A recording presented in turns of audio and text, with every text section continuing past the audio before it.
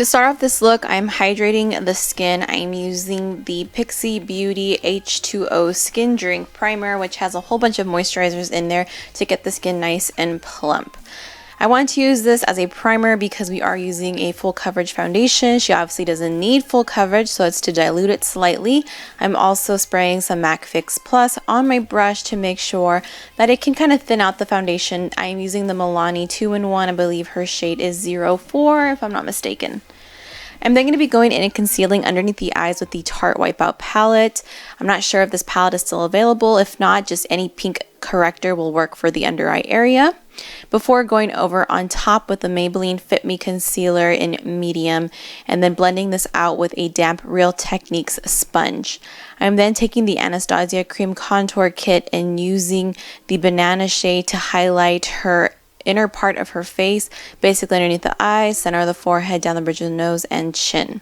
I'm then using the more bronze contour shade from that kit and placing this on the top of her hairline. She doesn't have a very broad forehead, so very little is needed.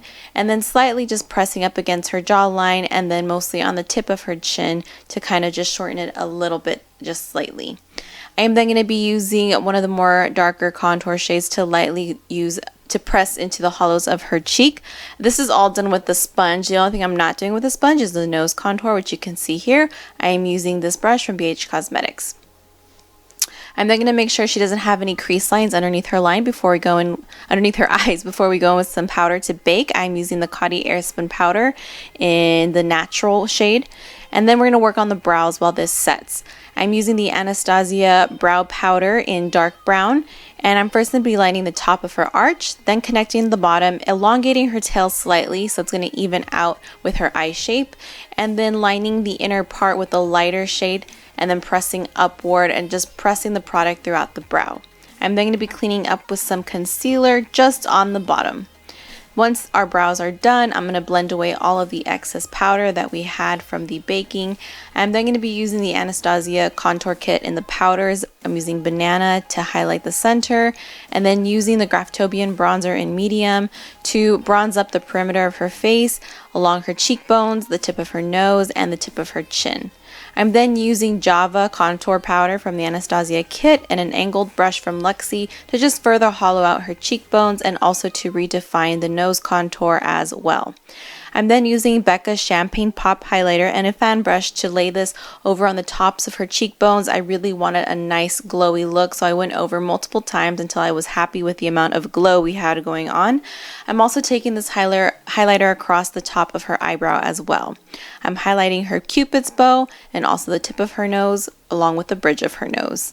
I'm then going to be taking a real hair blending brush and just going over her entire face just to blend everything out and to pick up any excess product. I love doing this as a little trick to just further the blending of everything on the face. I'm then going to be taking the Benefit Gimme Brow Gel and just running this throughout her brows. And then taking the e.l.f. dark, actually this is the light blush palette, and using the more berry toned shade along with that real hair brush to just slightly swirl some color on from the apples of her cheeks back towards her hairline. Then we're working with the eyes. I am taking the MAC Paint Pot in soft ochre and a Luxie fluff brush to just press this onto the entire eyelid space.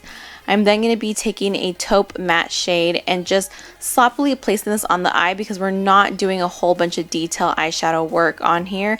I'm just saying sloppily to tell you that it's okay. It doesn't have to be perfect. I'm actually just pressing this onto her lashes all the way across her lid up into her crease, just so the eyelid has some depth. But that's all we're worried about. We're not worried about blending and creasing, just making sure we have depth on her eyelid.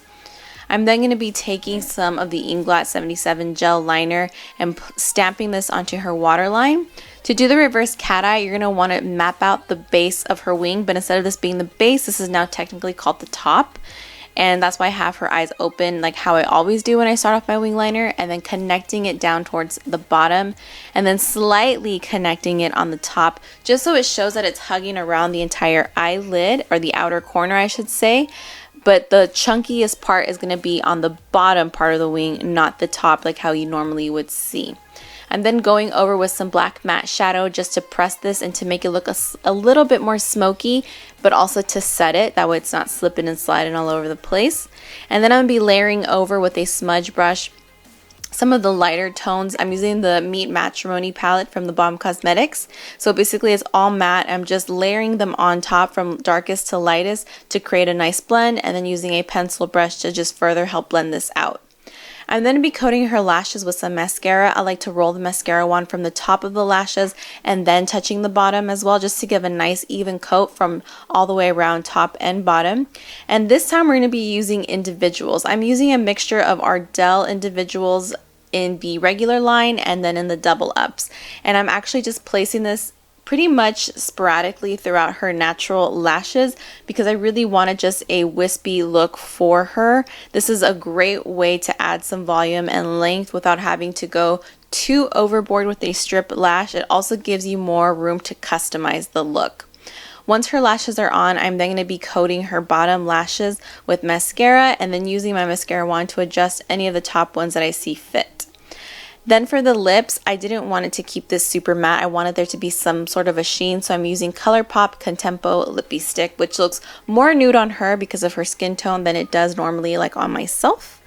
And then I sprayed her with some Urban Decay All Nighter Setting Spray, and this is the completed look. I did catch that her right eye was lacking some lashes as opposed to the other eye, which I did go back and add in, but I don't have it on video. I actually added them in before I took her after photo.